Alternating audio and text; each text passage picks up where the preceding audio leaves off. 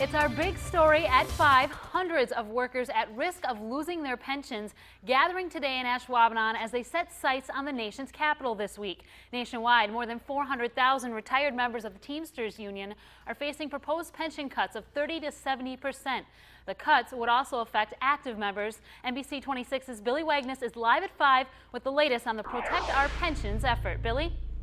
Yeah, Raquel, according to numbers from the Central States Pension Fund, Wisconsin alone is home to 25,000 active, inactive, and retired members. And on Wednesday, some of them are heading to D.C. to take their fight to Congress.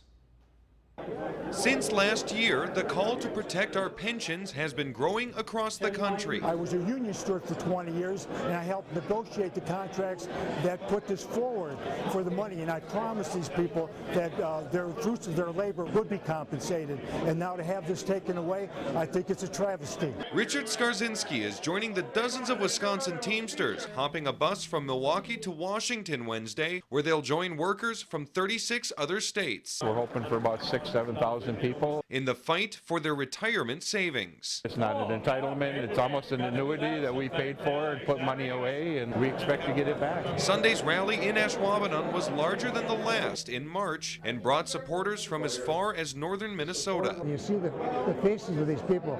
You know, how can I live with that? You see it here today with 400 retirees wanting to know why and how do you understand it. And last week's rally in Madison saw more than 3,000 signed letters from constituents calling for action to block the proposed cuts delivered to 6 Wisconsin legislators. We just don't accept their explanation of why they're cutting us anywhere 40, 50, 60%, and we're fighting back.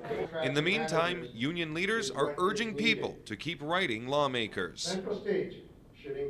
Now, by May 7th, an arbitrator for the U.S. Treasury Department will decide whether to approve or reject the proposed pension cuts. Now, if approved, they'd likely go into effect on July 1st. If rejected, however, union members say they'll fight for say in a new plan.